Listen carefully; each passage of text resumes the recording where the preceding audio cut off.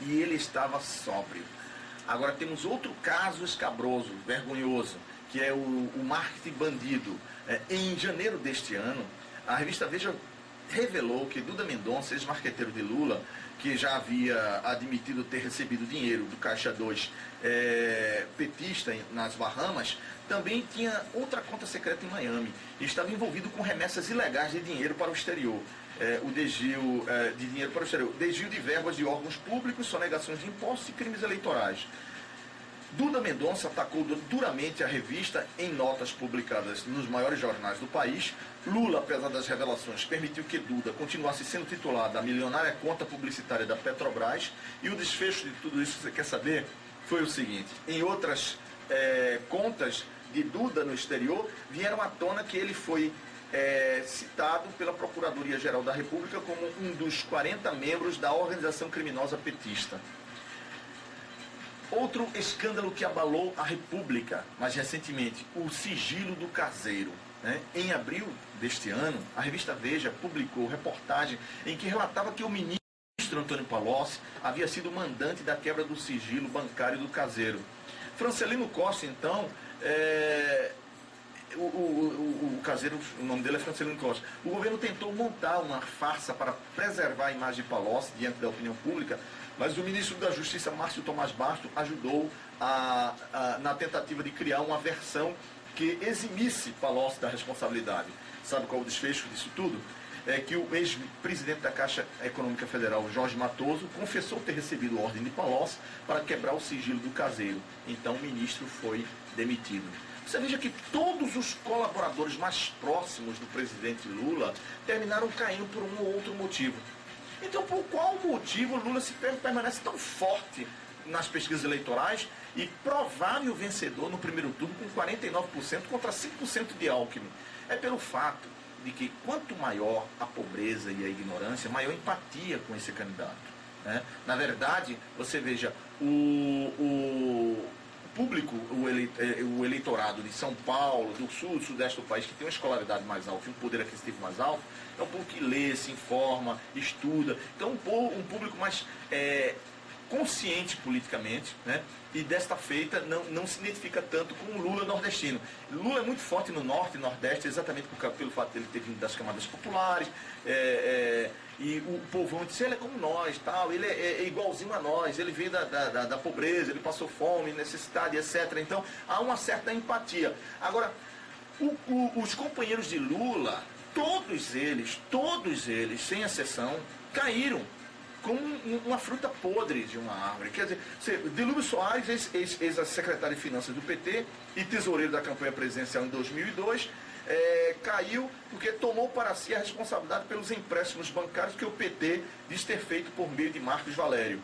O dinheiro abasteceu o chamado Valério Duto, que era aquele recurso da SMPIB Publicidade e Propaganda e da DNA Publicidade e Propaganda, que era do empresário Marcos Valério, que tinha as contas de todas as estatais do Brasil e que, por sua vez, esses recursos arrecadados por essas empresas publicitárias eram destinados ao tesoureiro do Partido dos Trabalhadores, do Diretório Nacional do Partido, a pagar os partidos que estavam comprados no Congresso Nacional para manter a base e apoio governista do Lula.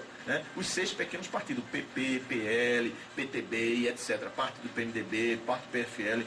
Então, outro que caiu, José Genuíno, ex-presidente do PT. Por que caiu? Mentiu ao afirmar jamais ter sido avalista dos empréstimos tomados por Marcos Valério. Um assessor de seu irmão, deputado estadual pelo Ceará, foi preso com $100 mil na cueca. Outro que caiu, Silvio Pereira, ex-secretário-geral do PT, o Silvinho Pereira. Por que Silvinho Pereira caiu? Porque ele foi acusado de intermediar indicações políticas para cargos públicos. Admitiu ter recebido um Jeep Land Rover de presente de uma empreiteira com negócios com o governo. José Dirceu, o homem forte, o primeiro-ministro, que segundo o Ministério Público Federal, o Procurador-Geral da República, ele é acusado de ser o chefe de todo esse esquema. O ex-ministro-chefe da Casa Civil e ex-deputado federal, ele foi acusado de ser o mentor e o coordenador do Mensalão.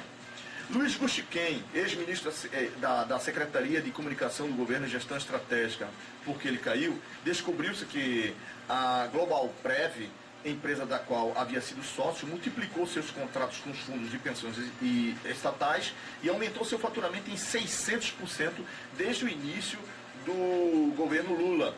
Mesmo seu status de ministro continua no governo. Outro que caiu, era muito amigo de Lula, é o Antônio Palocci, ex-ministro da Fazenda. Por que caiu?